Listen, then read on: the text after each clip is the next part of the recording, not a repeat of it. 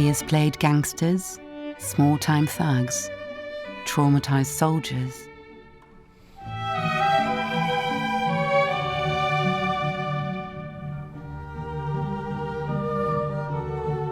in collaboration with Martin Scorsese, over the last 50 years, he has written an essential chapter in filmmaking history. He has brought humanity and gentleness to his anti-heroes. Like a chameleon, he has been able to transform his body and face, as if he could better protect himself by constantly changing his appearance and performing for the camera of the most renowned filmmakers. Who is this actor who has long tried to hide in plain sight? Could it be that behind the mask of his characters, Robert De Niro has revealed a small part of himself and has ended up embodying America's most violent instincts?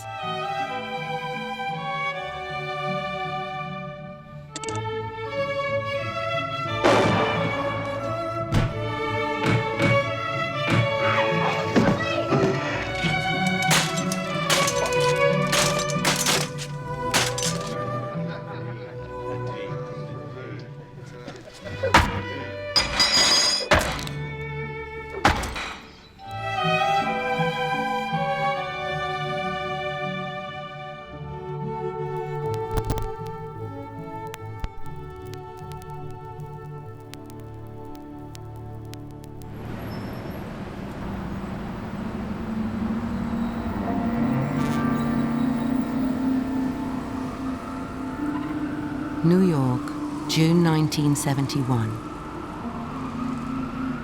The violence of organized crime has been spilling into the city streets. The mafia is on the verge of settling its scores. I am heartened by the unity of purpose that has brought us together. In the midst of the Italian-American Unity Day rally, a member of the Colombo family is shot point blank.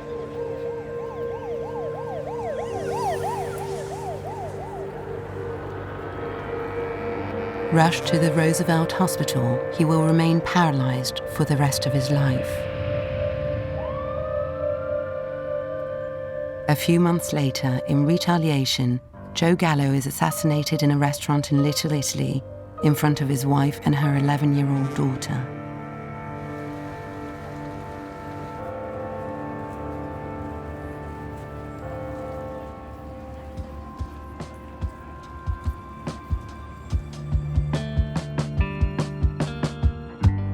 In New York, the mafia's influence was also carried out in less noticeable ways, through drug trafficking, racketeering, and the dirty tricks of small-time gangsters in the streets of Little Italy. This unvarnished reality was used as the backdrop of a semi-autobiographical film made by a 30-year-old Italian-American director, Martin Scorsese. For the first time, Scorsese worked with the young actor who would become his alter ego.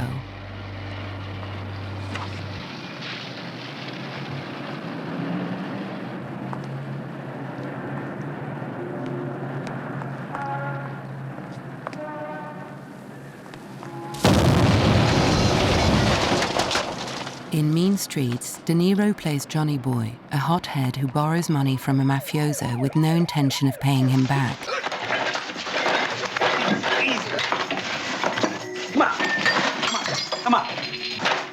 Come on, fuck face! Come on. I got something for you, motherfucker, come on. Come on, motherfucker, my big shot.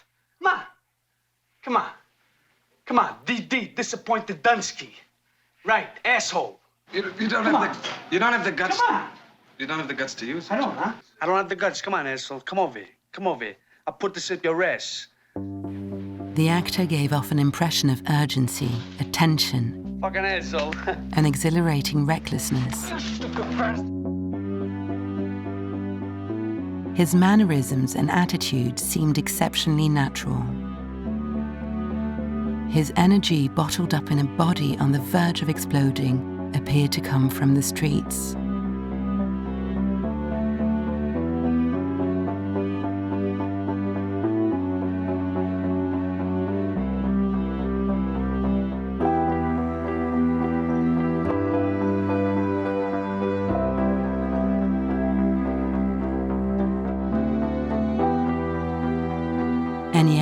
Nothing about his upbringing made him an obvious choice to play petty criminals.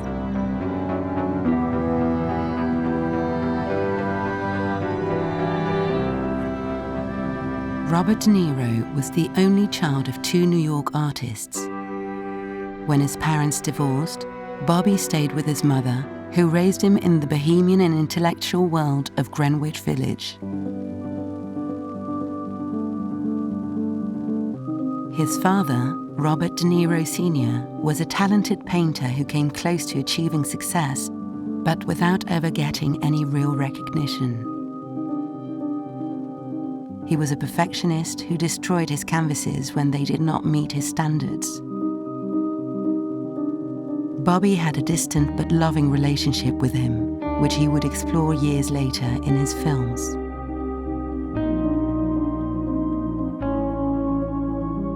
The young boy enrolled in theatre classes to help him overcome his shyness. As a teenager, he hung out with his friends in the streets of Little Italy, where Martin Scorsese also grew up. Bob and I kind of know each other from the age of 16. I remember him. He's very aware of the world I came from and I grew up in. Bobby quit high school and decided to become an actor. He was 18 when he signed up for Stella Adler's conservatory. Alistair, what are your opinions on love and Yes, marriage? Alistair, do tell us, will you? Well, Cecil... Oh, Cecil, listen to this. Cecil... 2 years later, De Niro got a role in a student film co-directed by Brian De Palma. His voice, diction, and speech pattern were already recognizable. Something to give you some sort of inspiration. And when it finally comes up, and people walk out, what kind of people walk out? 3 more vegetables and go back up to the house. In 2 years, you'll flip. As De Niro was getting his start in movies, thousands of young Americans were recruited, trained, and sent off to Vietnam.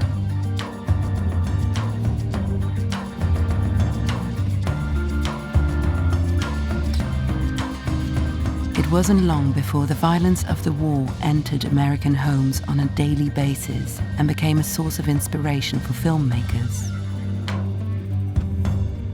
Well, what are you doing here, Private Rubin? What am I doing here? I don't know. Private Rubin has now got the Viet Cong in sight. He's got his finger on the trigger. It's not the Viet Cong, it's a woman. Oh, it's a VC, except it's a woman. Well, what do you do in a situation like Well, we have that? to kill her anyway. It's a VC, so his orders are to kill her anyway. De Niro never saw the war with his own eyes. He was against America's involvement and managed to escape the draft. But several of the roles he would go on to play were influenced by the Vietnam War. In 1970, he was in Hi Mom, a satirical comedy by Brian De Palma. He played a soldier returning from the war who auditioned for a part in a play. His on-screen potential was already unmistakable. Yeah, you know, I really Excuse me. You're casting for the police officer? Well, I'd like to try for it. Why don't you come on in? Door's over there. Okay. Come on, open my goddamn door. Ain't gonna have any perverts here. What'd you say? What'd you say? What do you mean? That friend of yours? What are you protesting? Let me see a permit. You don't need a permit? What do you mean? What's that? Against the war in Vietnam? Let me tell you something, son. You ever been in Vietnam? Well, I have, and I know what it's like. Oh, yeah? You know, huh? What are you, 2 years old? You've been in the Army? You've been in the Army, high school. What? What'd you say, young lady? Make love, not war? Listen, I make love very well. What do you know about love? What do you know about war? Well, I got your face, huh? You don't even wear a goddamn brassiere, you little slut. Like his character in Hi Mom, De Niro also combed through auditions to find work. He was often in direct competition with other young actors of his generation. In 1971, several of them auditioned for Francis Ford Coppola's latest film, The Godfather. 160. Charlie. Mr. Brazzi went after them. And so the story goes. The story goes that he killed 6 men in 2 weeks. Robert De Niro tried out for the role of Sonny. You're gonna take both of them out on me. You're gonna take them. And you know what they're gonna do to you? Hey, you know what you do when you knock somebody off? You take a gun, you shoot him right up against his fucking head. That's what you do. You get his brains all over your nice new Ivy League suit, Michael. That's what happens. After his audition, De Niro was rejected. James Caan got the part instead. I know you can do it. All right, you prove it to me. You can do it? Go ahead, prove it. De Niro made do with less prestigious films.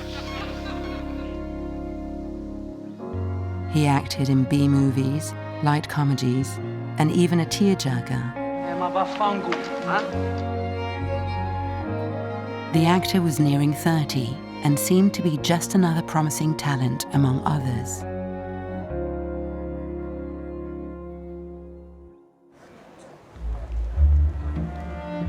Towards the end of 1973, Francis Ford Coppola started working on the sequel to The Godfather.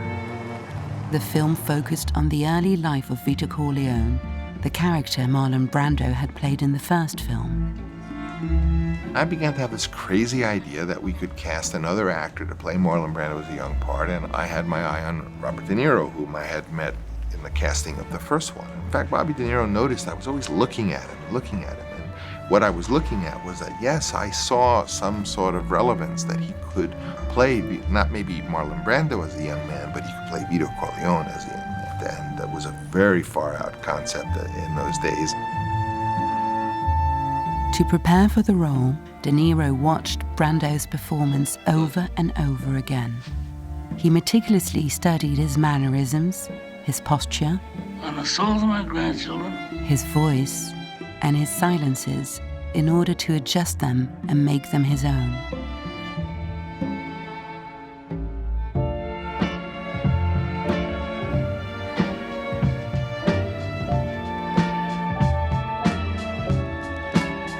Santino, what do you think? Come si chiami? Never. Ah, Giugno io.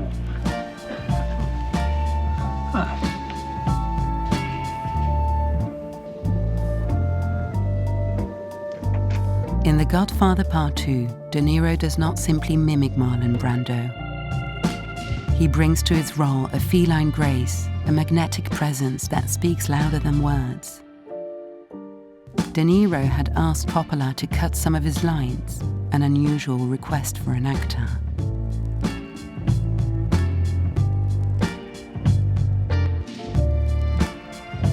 The film was a huge success and made Robert De Niro a household name. The winner is Robert De Niro in The Godfather. The actor was awarded his first Oscar, but he hid from the spotlights, glaringly absent among the Hollywood stars. I think this is a very richly deserved award. I think Robert De Niro is an extraordinary actor, and he is going to enrich the films that are made for years to come. And I thank you on his behalf.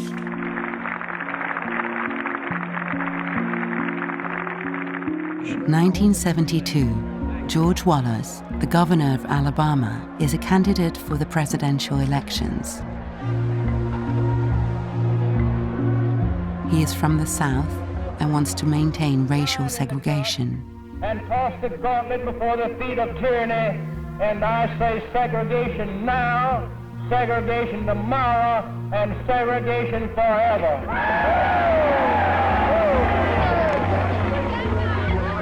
May 15, 1972, Wallace is campaigning in Maryland.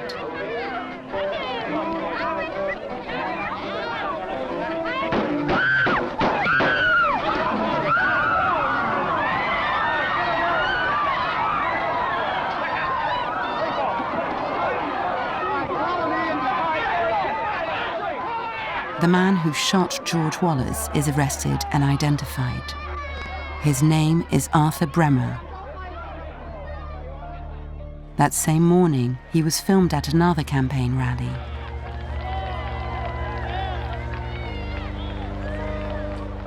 Bremer was sentenced to 50 years in prison. A year later, his journal was published under the title An Assassin's Diary. This book inspired Paul Schrader to write his screenplay Taxi Driver, which would become the second collaboration between Martin Scorsese and Robert De Niro.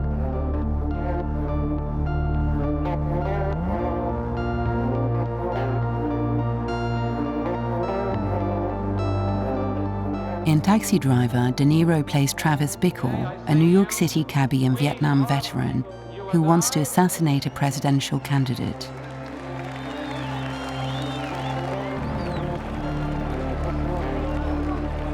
To prepare for his role, De Niro passed his New York taxi license. Night and day, he drove through the city streets, weaving through the most dangerous neighborhoods.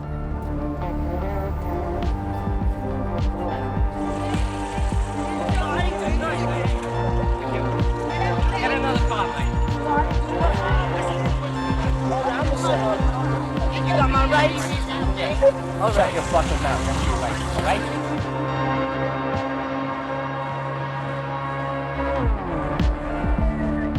In the film, he delivers a captivating and disturbing performance. De Niro makes Travis a character who is both violent and moving, a loner locked into his solitude who hopes for a better life. His acting transpires mostly through his eyes, which are alternatively gentle and menacing.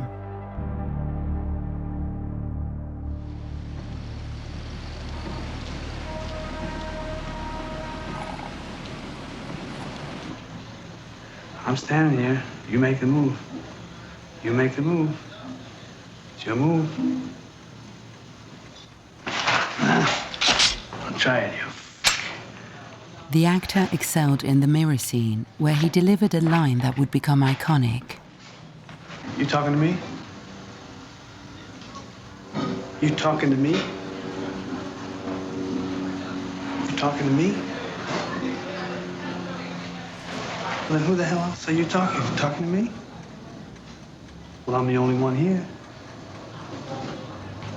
Who the fuck do you think you're talking to? You talking to me? Oh, yeah? This line wasn't in the script. De Niro improvised it. On the set of Taxi Driver, the actor's ideas were always welcomed and encouraged by Scorsese. Their artistic collaboration began to take shape, steeped in constant conversations and intimate discussions. I find what's so great about actors, they receive so much, and particularly my relationship to De Niro, I think it's almost like being an open wound that could feel everything. The sensitivity is so strong, and I just happen to connect with that sensitivity, and there's a great privacy about that.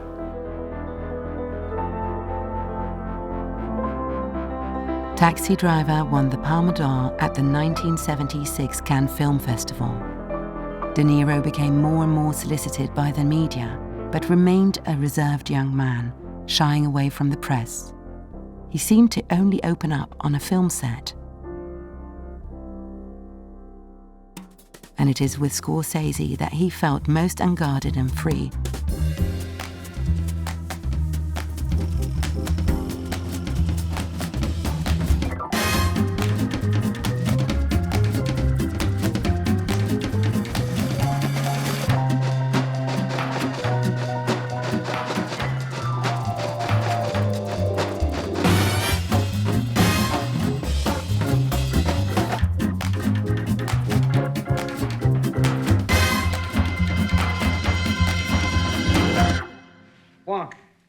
One, two, three, four.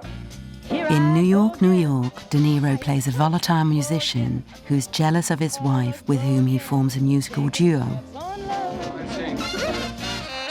The actor decided to learn to play the saxophone and to master each piece that he performed on screen.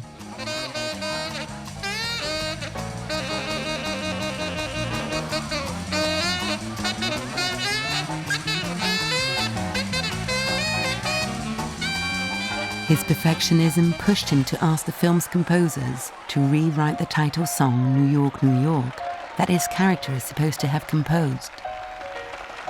It is therefore thanks to De Niro's insistence that the iconic theme was written. Start spreading the news. I'm leaving today. I wanna be a part of it. New York, New York. But New York, New York is as much a musical film as it is the portrait of a man who is unable to control his violent temper. During the film shoot, De Niro's wife, Diane Abbott, and Scorsese's, Julia Cameron, were both pregnant. The actor and director bonded with each other over the turmoil of their married lives and used it as inspiration for the film.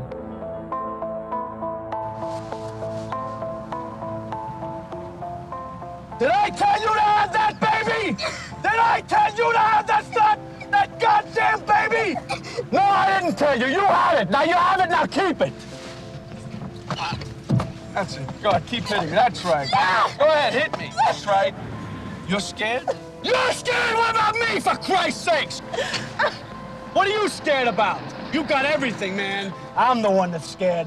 Not you. Me. I'm scared because you got it easy. I got nothing.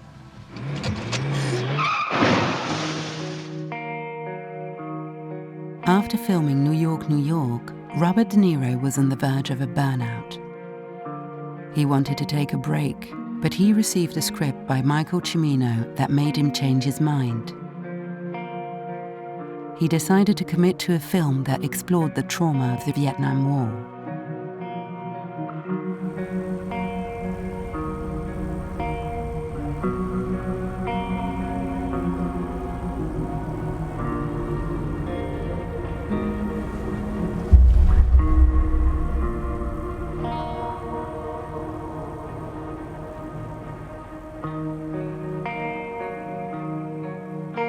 To prepare for his role, the actor did extensive research on the soldiers returning to America. Behind their plastered smiles, many veterans were shocked by the violence of the war and were suffering from psychological wounds.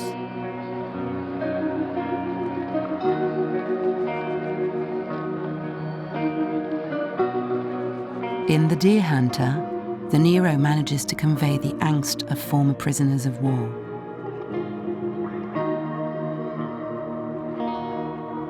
Through his silences and his stares, he paints the devastating portrait of a man trying to cope with his return to civilian life.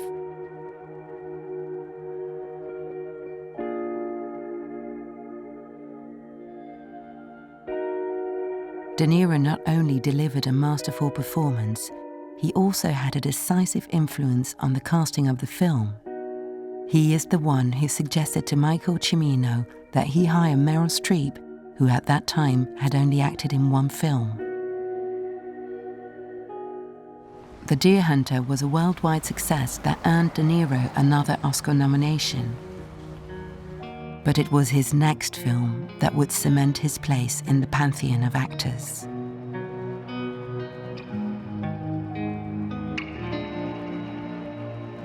A few years earlier, De Niro had read the autobiography of the boxer Jake LaMotta and had acquired the rights to adapt it into a film. He spoke to Scorsese about directing it, but the filmmaker was going through a depression for which he was hospitalized.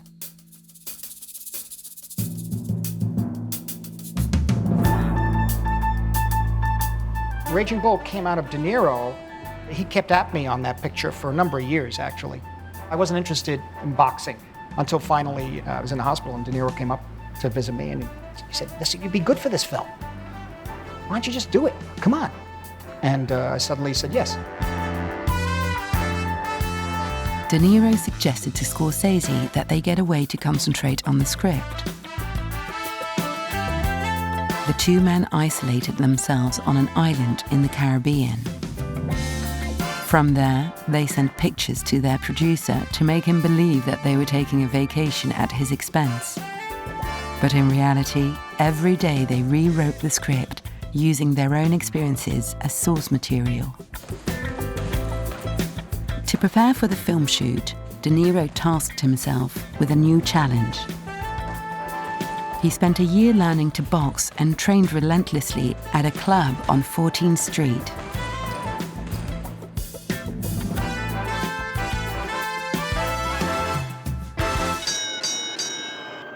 In Raging Bull, his performance is magnified by Scorsese's dazzling direction. Robinson comes back with a right on the nose. Lamont out of the brawl. The post is right for the most of the time. Now he's hurt Robinson. Lamont is coming at Robinson again. Both hands to the head, a left and a right to the jaw. A hard left hand to the body thrown by Lamont. That's 3. But beyond the boxing scenes, Raging Bull is above all the story of a man's downfall, who is unable to overcome his jealousy and whom De Niro portrayed as pathetic and brutal. Hey, you hear what I said? You don't ever have any disrespect for me. You hear what I said? You hear what I said? Yeah. All right, go in there. Come here. Why don't you stop that, huh? Stop it! Shut up! Shut up! I'll fucking take care of you later. Shut up!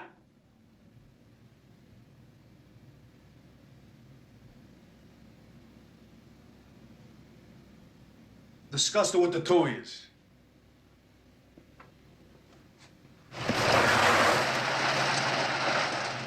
For the last scenes of the film, De Niro underwent a painful physical transformation. He gained 60 pounds for 10 days on set, as if he had to undergo the same physical trials as his character in order to fully embody him. Hey, Jake. Jake. The performance earned him Hollywood's most prestigious award. The winner is Robert De Niro,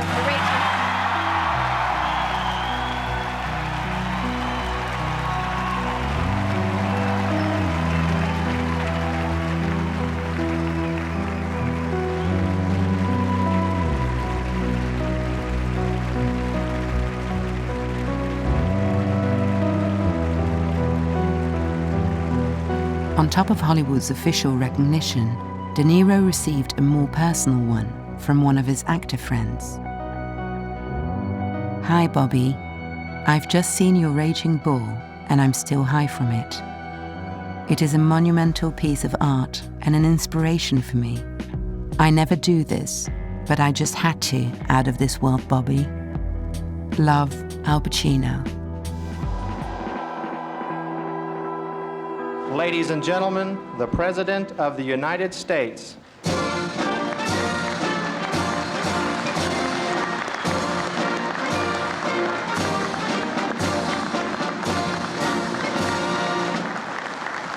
you all. Washington, March 30th, 1981. Ronald Reagan gives a speech to the AFL-CIO union leaders.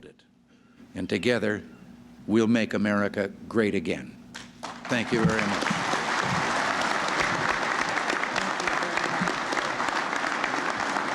As he leaves the conference, the president heads towards his limousine. It doesn't make much sense, Henry. He puts you here and then he runs around with us. He turns.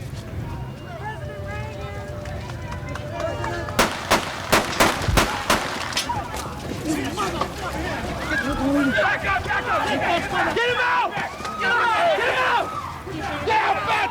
Get him out! Get out, Fat! Get him out! Reagan is rushed to the hospital, but 3 men remain on the ground, including Secret Service agent Tim McCarthy and White House press secretary James Brady. All right, stay back!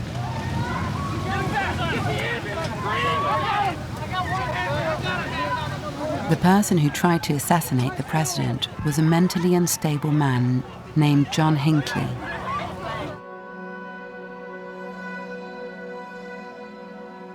Before taking action, he had seen Taxi Driver 15 times. He was obsessed with Jodie Foster and thought he was Travis Bickle, De Niro's character in the film. When asked why he had purchased so many guns, he answered, "Because Travis bought so many handguns. Ask him, not me."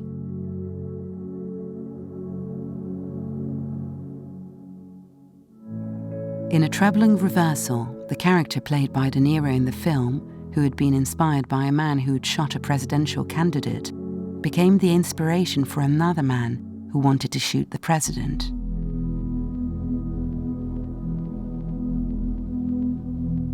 Shaken, De Niro decided to withdraw into silence.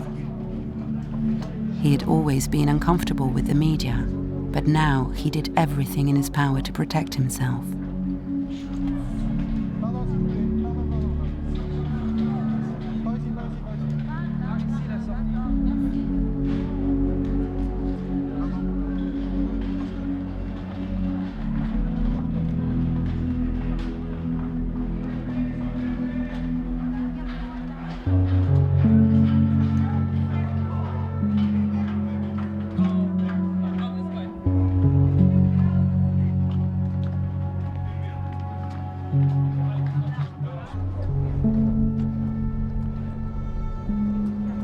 What are the things that are important to you aside from your work? Well, this is I can't go into it. It's a little difficult now. So I think that's all I'm going to say, and I thank you. Okay? All right. Bye. De Niro used his complicated relationship with fame as the material for his next film, once again directed by Martin Scorsese, and which the actor had initiated.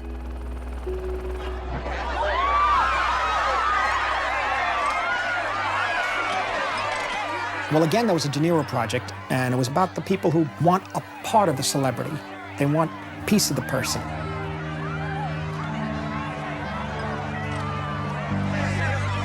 In The King of Comedy, De Niro plays a fan obsessed by a talk show host and who dreams of becoming as famous as him. To create his character, the actor met his own autograph hunters. There's something about De Niro who understands the humanity of all kinds of people and could really express that. The actor manages to make his character someone who is simultaneously endearing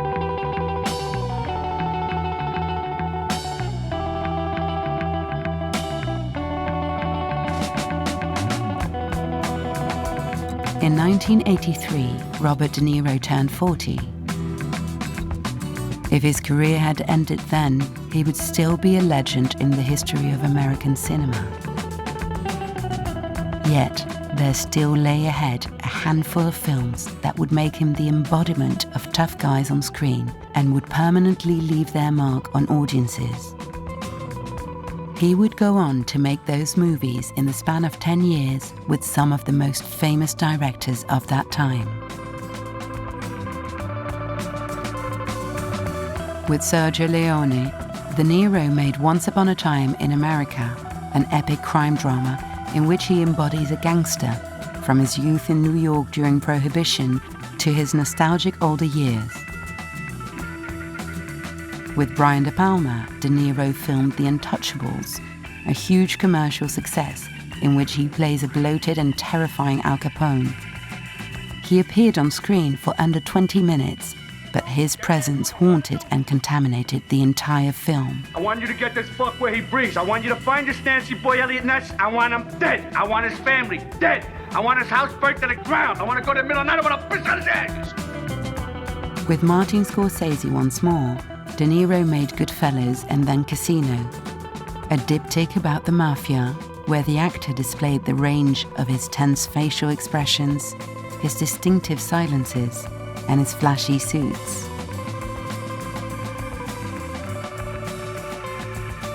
Finally, with Michael Mann, De Niro filmed Heat, an urban thriller in which he plays a man unable to resist his impulse for revenge.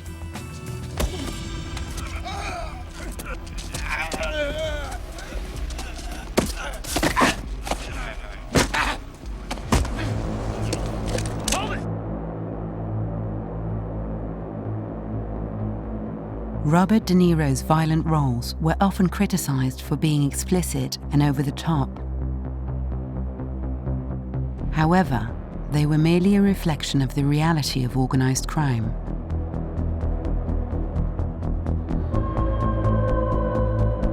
The characters De Niro played were based on actual criminals, as if the actor was pursuing a journey through the history of violence in America.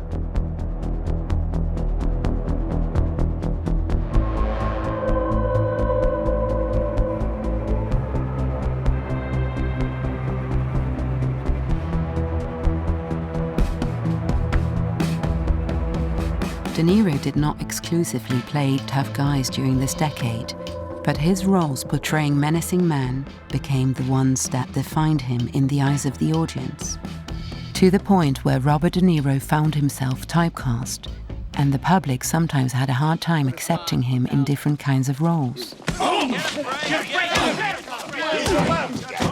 In Mad Dog and Glory, he had to reshoot the fight scene after test screenings because audiences couldn't stand to see him lose against Bill Murray.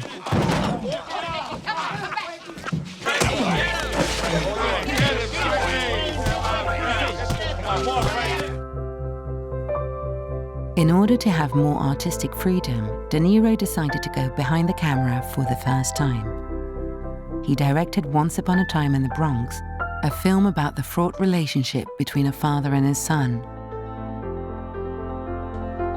De Niro plays the role of a hard-working man who tries to keep his son from joining the mafia. At the end of the film shoot, De Niro's own father, diagnosed with cancer, was hospitalized. In the same hospital was also Martin Scorsese's father. The actor and director lost their fathers within 4 months of each other. De Niro remained as reserved as ever, barely opening up on the subject. At the end of the film, the father and son finally understand each other. As they walk away, the film ends. What does it say on the screen? Yeah, well, it's a dedication to my father. I don't know if that's what you're referring to. You bet. Suddenly, there it is, a dedication to your father, to the artist. Mm-hmm. Was he still alive when you did this? He had passed away. When? Oh, a few months earlier, so he hadn't had a chance to see the even a rough cut.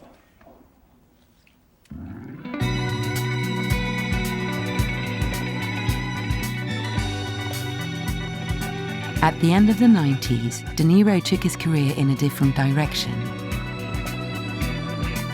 He decided to transform his gangster characters into fodder for comedy, as if he now wanted to laugh at himself and shatter his image.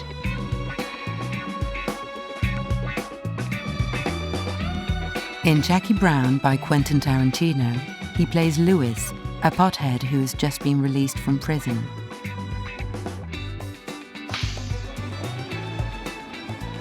I've never seen an actor so completely consume himself in character. When Robert is playing Louis, all right, every single moment he is Louis, and it's a performance that needs to be given in body language. All right, and I remember even describing to him, I said, I want Louis to have the body language of a pile of dirty clothes.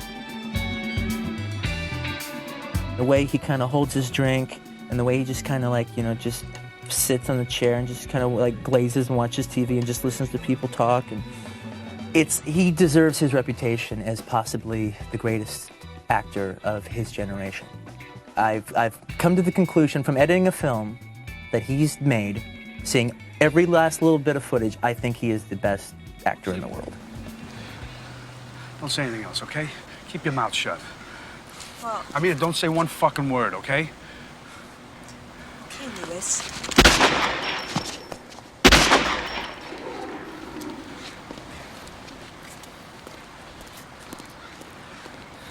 See?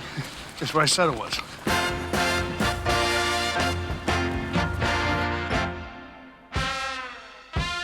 Two years later, De Niro took it a step further by parodying himself. His character, a mafia boss going through an existential crisis, starts seeing a therapist and undergoes analysis. Oedipus was a Greek king who killed his father and married his mother. Fucking Greeks. It's an instinctual developmental drive. The young boy wants to replace his father so that he can totally possess his mother. What are you saying? That I wanted to fuck my mother? No, it's a primal fantasy. Have you ever seen my mother? Paul, are you out of your fucking mind? It's Freud. Well, then Freud's a sick fuck, and you are too for bringing it up. It's... De Niro used and reused this comedic vein to the point of sometimes wearing it out, like in the trilogy of films he made with Ben Stiller, Meet the Parents, Meet the Fockers, Little Fockers. I'm watching you. I will be watching you.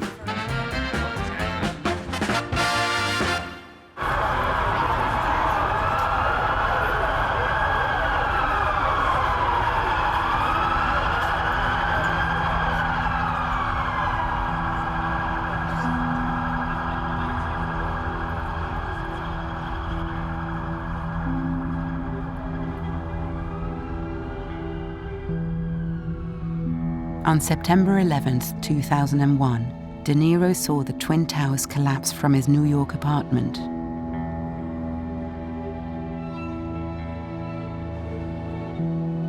Downtown Manhattan became a ghost town.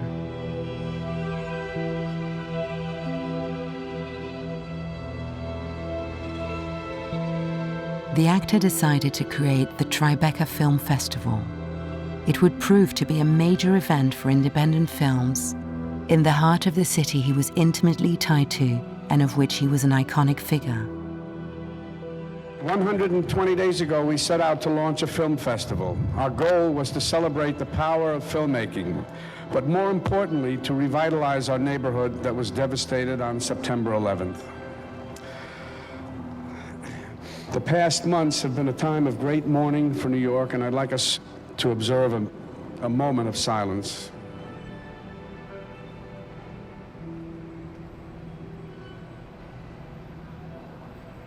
It is in this context that De Niro directed his second film. General. The Good Shepherd is a spy film that evokes abuses by the CIA. I'm concerned that too much power will end up in the hands of too few. It's always in somebody's best interest to promote enemies, real or imagined. I see this as America's eyes and ears. I don't want it to become its heart and soul. But beyond the political plotline, it is also the story of an agent, played by Matt Damon, a secretive man so obsessed with his work he is willing to sacrifice his family for it. Go outside. Thank you.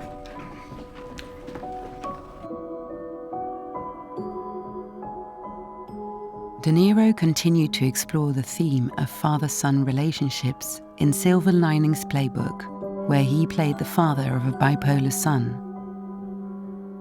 The actor, who would reveal a few years later that one of his sons is autistic, drew from his own experience.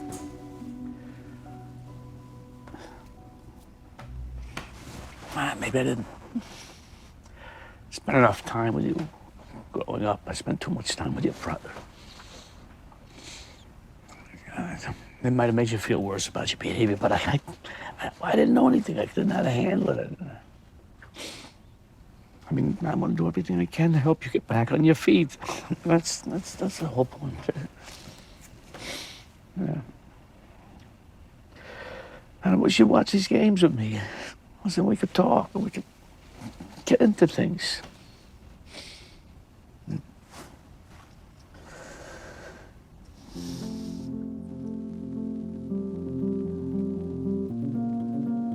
Nearing the age of 70, Robert De Niro opened up for the first time about his complicated relationship with his father.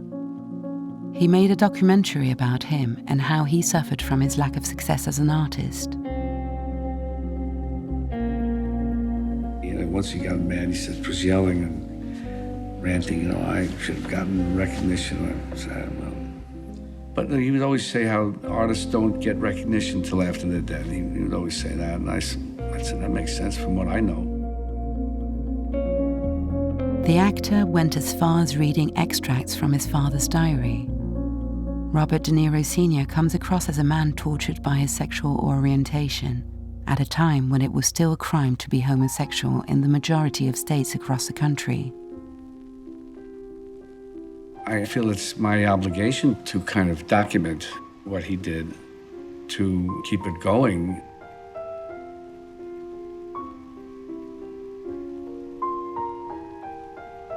The whole reason to do it is for my father.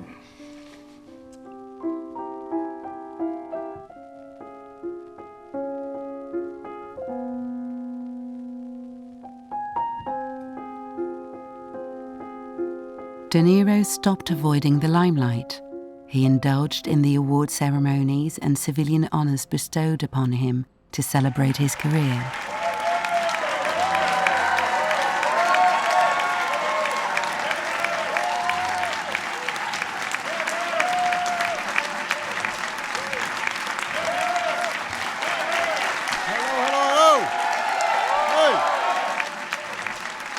In 1973, a critic wrote of Robert De Niro, "This kid doesn't just act, he takes off into the vapors of his tireless preparation, from learning the saxophone to remaking his body." He once said, "I feel I have to earn the right to play a part." And the result is honest and authentic art that reveals who we really are.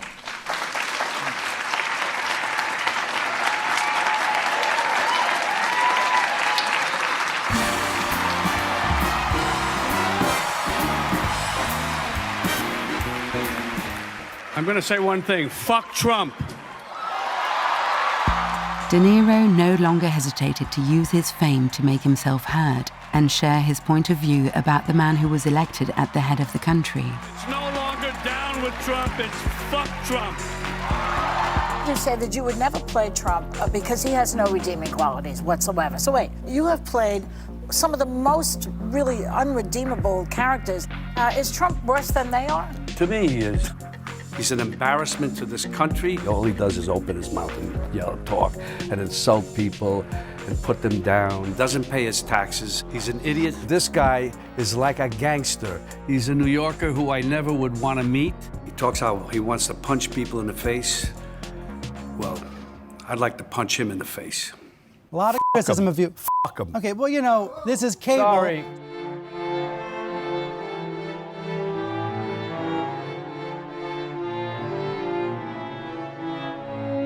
Over the course of the last few years, De Niro has regularly risen from his cinematographic ashes. To play the white-collar criminal Bernie Madoff, he once again transformed his appearance. Then he played a TV host in the film Joker, a direct nod to the king of comedy.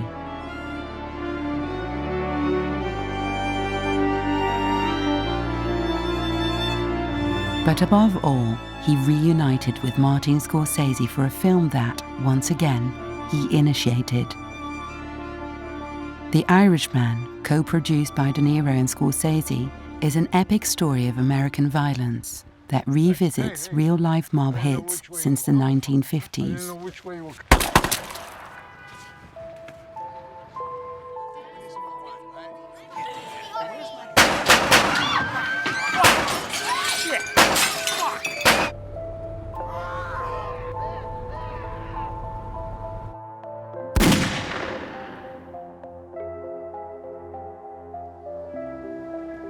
De Niro delivers an understated performance in the role of a killer withdrawn in silence and whose aging is captured without mercy.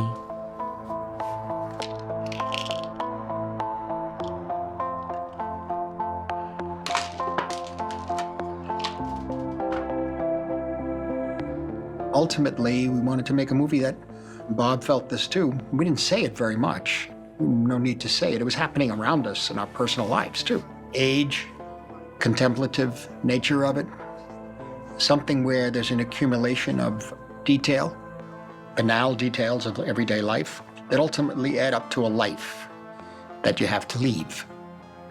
And Bob sensed that immediately, and so he played everything from that perspective.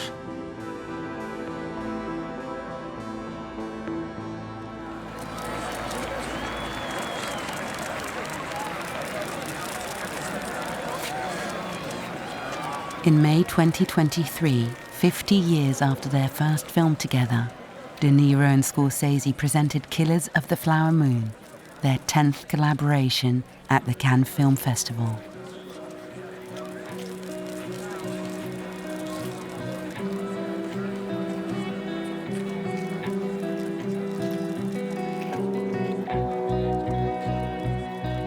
Standing together as if alone in the crowd, they faced the horde of photographers and held on to one another, an inseparable pair made up of a director, and an actor whose talent has never ceased to illuminate the big screen and the history of cinema.